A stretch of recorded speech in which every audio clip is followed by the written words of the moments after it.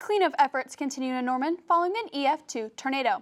Murder charges are filed in the case of a body found at Lake Thunderbird, and severe storms are rolling into the state.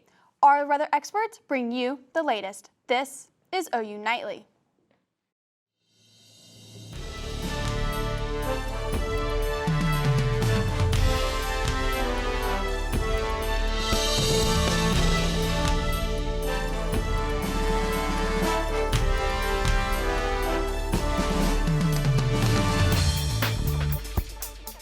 Thanks for watching OU Nightly. I'm Bailey Coyle. And I'm Liberta. We begin tonight with a tornado that swept through Norman Sunday night.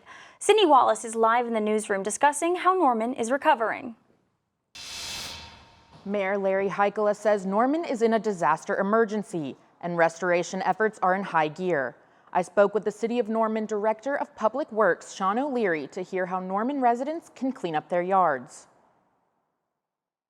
After an EF2 tornado swept through South Norman, and city crews are still working day and night to help people clean up their debris. We're really prepared for this. This is a big part of our job here in the city. Destroying everything in its path. The debris field from this tornado is 12.5 miles long and varies from a half a mile wide to 2 miles wide. O'Leary says the cost of cleanup shouldn't cost residents a thing. Put that in perspective for you on dollars, the city will spend right now, we're estimating about $800,000 on this program. That number will probably go up. Vegetation has to be separated from construction and demolition debris, and most people, like Kathy Schroyer, have both. Our shed caught on fire from a power line that came down, so everything in there is pretty much burnt to the ground. He estimates that the process will take at least 30 days. But it could take longer. We don't really know exactly what we're going to find until we get there. I think it's great. It's wonderful that they're providing that service for everybody. The operation starts Monday, March 6th and will continue 6 days a week from 7 a.m. to 7 p.m. until all the debris has been picked up. For more information on the collection, go to normanok.gov. Live in the newsroom, Sydney Wallace, OU Nightly. Sydney, the Cleveland County District Attorney files murder charges against the man arrested in connection with a woman's body found at Lake Thunderbird. Austin Blank Godwin is now facing charges for first-degree murder in the unlawful removal of a dead body. And according to court documents, Godwin admitted he strangled Teresia Bell to death at his apartment, placed her body in a tote, and left her at Lake Thunderbird. Early voting for the March 7th special election is underway. Oklahomans across the state are voting over legalizing recreational marijuana. The polls are open today and tomorrow from 8 a.m. to 6 p.m. Voters can find their polling location by checking their county election board's website. If passed, the state would tax recreational marijuana at a rate of 15%, and local government would be able to collect sales tax. And a round of severe weather has started, and our weather experts have been tracking it all day. Meteorologist Coy Taylor tells us what we can expect with this new round of storms. Coy? Yes, Bailey and Catherine, we've been tracking it all day, and we do have some severe weather in southern Oklahoma right now. We do have a tornado warning for northern Bryan in southern what would be Atoka County, so let's zoom in on that. That's going to be northeast of what would be Durant right now, and we'll get over to velocity mode, and you can see the area of circulation that we're watching just off towards the east of Cattle right now. Sure rate picking up on that as well. So this tornado warning that you see flashing in this red color, that continues until 5:15 p.m. So take your tornado precautions in southern Atoka and northern Bryan counties. But here in the metro, we are seeing rain start to push out here in Norman. Let's zoom it on into OU. Here at your Campus Weather Authority, we've been tracking the rain showers, and our own OU Nightly's Matt Bednar is out on the South Oval. Matt, what's it like out there? Yeah, Coy, I'm here under the Christopher Gibbs College of Architecture Rotunda here on South Oval. And it is raining. It has been gotten a little chillier. You know, the umbrellas are definitely out as the rain has continued to move north into Norman, and likely to see this rain continue for the next several hours. Haven't heard any thunder yet, but likely to continue to see the rain continue. Ladies, back to you at the desk. Deliberations are now underway in the double murder trial of disgraced former South Carolina attorney Alex Murdaugh. Gloria Pazmino has the latest from Walterboro, South Carolina. To jurors their argument for reasonable doubt. What we know is 3 out of those 4 things that you're going to be deliberating on for the indictments that return aren't true. No blood spatter, no GSR rain jacket that's ever been connected to Alex whatsoever, and there's no loaded gun. So we're left with the lie. During the 6 weeks of testimony, Murdaugh admitting on the stand he lied to investigators about where he was on the night his wife Maggie and son Paul were murdered. Murdaugh acknowledging it's his voice in the background of a video Paul took at the family's dog kennels, moments before he and Maggie were killed there. The defense says that doesn't prove Murdaugh murdered his wife and son. The prosecution getting the last word. Richard Alexander Murdaugh, who has lied and lied and lied and lied, and it's been okay.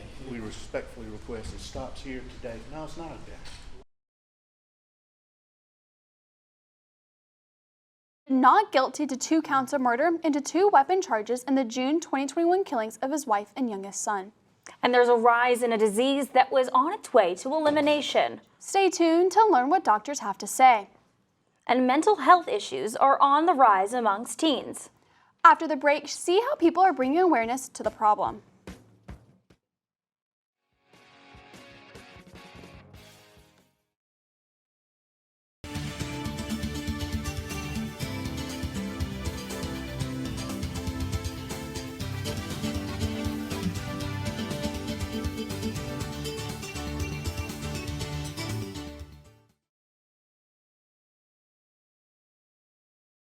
A disease that was once on its way to being eliminated in the U.S. has returned.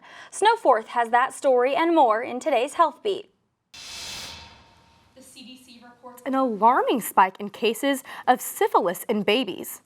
The sexually transmitted disease is a treatable bacterial infection, but doctors say mothers with syphilis pass it to their child during pregnancy. The disease exposes babies to dangerous health conditions and, in some cases, an early death. A woman with tuberculosis could be arrested for refusing treatment. During the 16th court hearing in the case, a judge found the woman in civil contempt for refusing to comply. Tuberculosis is a bacterial disease that can spread when an infected person coughs or speaks. It can be treated, but if untreated, tuberculosis can be deadly. And today is World Teen Mental Health Day. Today aims to raise awareness about mental health issues teens are facing. A CDC survey of youth found an increasing mental health and challenges, experiences of violence, and suicidal thoughts and behaviors among all teens, especially in girls and people in the LGBTQ+ community.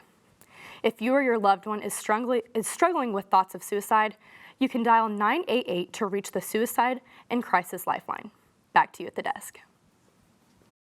Thanks, Snow. An OU student is stepping off the field and working to help a cause right here on campus. That's right. When we return, find out how this student is going above and beyond to help the Norman community. And we've had very dry conditions over the past couple of days.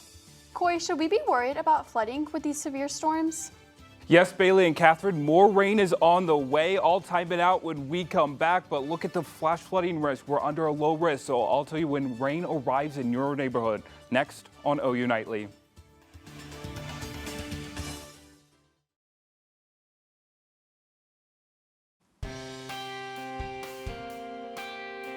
Welcome back to this Thursday afternoon edition of OU Nightly. We are tracking severe storms in southeast Oklahoma right now. So here's what would be statewide radar looks like. You can see those severe warnings down into parts of southeast Oklahoma. So let's zoom in and get a picture of those storms as we go here over the last hour or so. You can see they're riding up to the northeast at about 30 to 35 miles per hour. And we do have one tornado warning here, right here off towards the north and east of Durant. So this is going to be southern Atoka County in northern Bryan County. This tornado warning continues until 5:15, as well as a hail threat. You can see this hail core right here, these bright pinks. That could be upwards of ping pong ball size hail, but let's try and spot out where this rotation is. We're getting a jumbled return since we're getting so far from the Oklahoma City radar site, but you can see maybe some areas of rotation right here will pop on shear rate, kind of in this general area in northern parts of Bryan County, far northwest or northeastern parts of Bryan County, excuse me. But a little closer to home, we've seen rain push out here over the last couple of hours, but we're seeing some more rain develop in the West Metro. That's going to be sliding in as we head over the next couple of minutes. And here in campus, you can see the rain showers earlier this afternoon, about 3:30 to 4 o'clock, but they have since wind down, but keep that umbrella handy. We do have a severe thunderstorm watch until 7 p.m. for these counties shaded in pink in southern Oklahoma, including Ardmore, and then a tornado watch continues until 10 p.m. for far southeastern Oklahoma, so Pittsburgh County, McAllister, all the way down to parts of McCurtain County near Idabel. So here's what the campus cam right now. You can see it still looks a little wet on the south oval, a little bit soggy, but the clouds in place. We're going to see more rain overnight tonight as we head into your what would be Friday morning, early Friday morning. 50 degrees. We are reporting mostly cloudy skies out there. The dew point 45 degrees, resulting in about 82% humidity. And we do have a north wind right now, so it's a little chilly with that rain as we go. And we're in the 40s and 50s metro ride. 49 in El Reno, 51, excuse me, in Fort Cobb. We're to 50 here in Norman, around 50 down I-35 there in Purcell. Cold spot, Shawnee, you're checking in at about 47 degrees. And we have Guyman, 53 degrees, 54 in Woodward, and a little bit warmer. That's where those fuel for the storms is in far southeastern Oklahoma, and that's why they're under a tornado watch. So here's Futurecast picking up at 5 p.m. this evening. You can see a rain mess across what would be much of central and southern Oklahoma along the I-35 corridor. That continues to progress east into far southeast Oklahoma and eventually into parts of Arkansas and Louisiana. We still are lingering maybe a shower or two by 10 p.m. this evening. So you'll want the rain jacket and umbrella, but we will start to dry out by midnight tonight. And then as we head into tomorrow morning, maybe a few scattered showers, 6, 7, 8 a.m. tomorrow on your walk to your 8 a.m. class. But after that, it clears out pretty quickly by mid-morning tomorrow. And here's your hour by hour tonight. Again, rain showers, so keep that umbrella handy. We'll see temperatures fall throughout the 40s. We bottom out near 40 degrees. 38 does it here in Norman. 37 for Elk City. 27, though, up in Guyman. A little bit right around normal for this time of year. And tomorrow, we're going to see some more sunshine, but clouds going to hang tough, especially after that rain moves out. 59 degrees here in Norman. 61 Elk City. 59 in Guyman. Here's your 7-day forecast. 59 tomorrow. 63 for your Saturday. A beautiful weekend on the way as we get to near 73 degrees by Sunday, and then we're to 60 degrees by next Tuesday, tracking our next chance of rain. Ladies, back to you. Thanks, Coyle. The OU Food Pantry is collaborating with an OU football star to make a difference. OU Nightly's Kari Murray has the story. This was an initiative that was started by OU football player Ethan Downs, and the goal is to raise items, money, to benefit the OU Food Pantry and to serve our student, staff, and faculty. OU football player Ethan Downs reached out to Matt Marks from the OU Food Pantry to create the Give Mission, which encourages OU athletic programs and Greek life organizations to raise items for the OU Food Pantry. Ethan's idea, and I know he's the most humble man. He doesn't want the attention on him, but all credit goes to him. This was his idea, and he just laid out this vision of what he wanted to do to give back to the community. Ethan's vision is to have each athletic program in Greek House to raise specific items for the food pantry, and the winner will be honored at the spring game on April 22nd. But I think it's also an incredible tool, an educational tool, to let our fans know, hey, if you haven't heard about food insecurity and what it looks like on a college campus, well, let's tell the story, right? Because Oklahoma as a state is one of the hungriest states in our nation. According to the Friends Committee on National Legislation, in 2021, Oklahoma was one of the top 10 hungriest states in the U.S. At OU specifically, 1 in 5 face food insecurity, and with college students it's a little bit more narrow, it's 1 in 3. And Oklahoma is the 5th hungriest state in the U.S. Landry is confident the Give Mission will inform Oklahomans and make them eager to help. The fact that it's with athletics and really the media attention that we can get on it and the amount of eyes and engagement that we can get with it, because athletics is arguably one of the most important parts of the university. If you want to donate to the OU Food Pantry, they're located in the Cates Center. They accept donations year-round. Reporting for OU Nightly, Carly Murray. And if you want to sign your organization up, visit the link on OU Football's Twitter page. And Catherine, I heard that there was a very exciting game last night at the Lloyd Noble Center. That's what I heard, and I heard it was quite the nail-biter. Caleigh Hommel has the details on that game and more in sports. That's right, women's basketball took on Kansas State in an overtime thriller. We'll have a report on those special seniors coming up next in sports.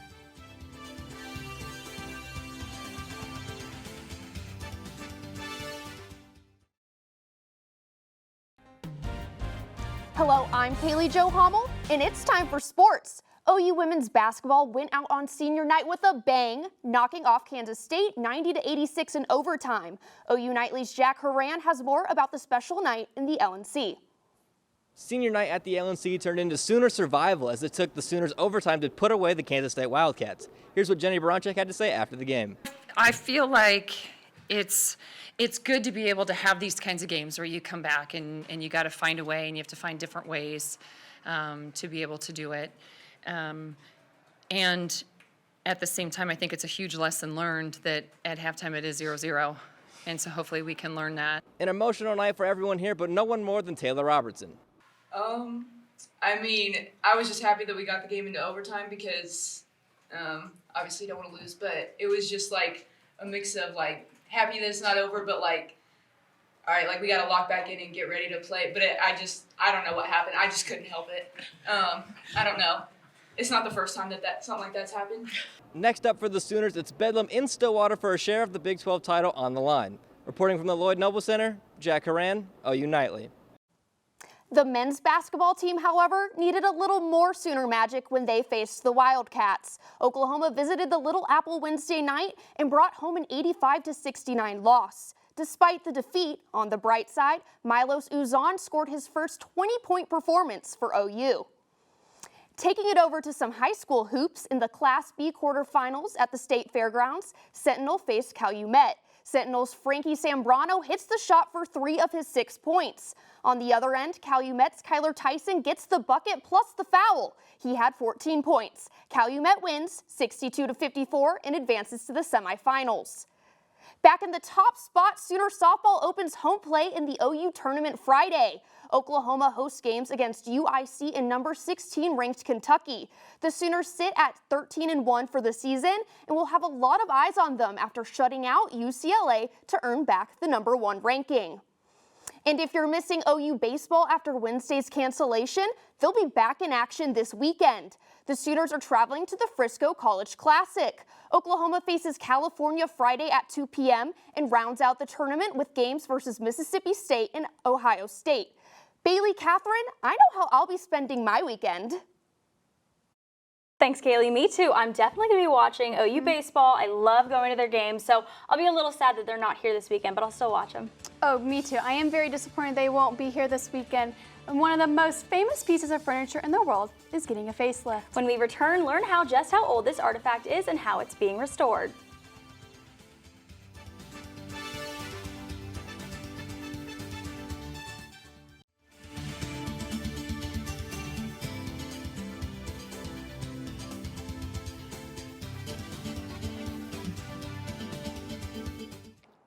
I'm Becca Yanez at the OU Nightly Update Desk. The Pipeline and Hazardous Materials Safety Administration is issuing a new advisory, urging major freight rail companies to check the protective coverings over the pressure relief valves. This comes after investigators say housing covers melted in a fire when a train derailed in Ohio last month. Bailey, Catherine, back to you in the studio. Thanks, Becca. A 700-year-old relic is getting restored before the upcoming coronation of King Charles III. The coronation chair was commissioned by Edward I around 1300. A conservator at Westminster Abbey has been working for 4 months to remove dirt and is working to stabilize surviving layers of paint. It's the oldest surviving piece of furniture still used for its original purpose. And with storms rolling in, let's get one last look at our forecast for tonight. Coyle? Yes, Bailey, we're getting some new video into our newsroom. This is from Sherman, Texas. You can see the hail. It almost looks like snowfall accumulation down there. Control room, if we can take Barron, we'll show the viewers this storm right now. And if we can put Barron behind me to get them a look at live radar. You can see that storm that rolled right out of Sherman, Texas. Sherman, Texas right there. It's continuing to push into southeastern Oklahoma. And you can see the hail swath, so hail right through downtown Sherman. And we do have that tornado warning continuing for southern Atoka and northern Bryan County. So be sure to be taking your tornado precautions if you are in those counties. Lowest of the level of your house, basement is best. 59 tomorrow. We're to 63. A beautiful weekend. Bailey, Catherine. Thanks, Coy, and thank you for watching OU Nightly. I'm Catherine Liberta. And I'm Bailey Coyle. Good night.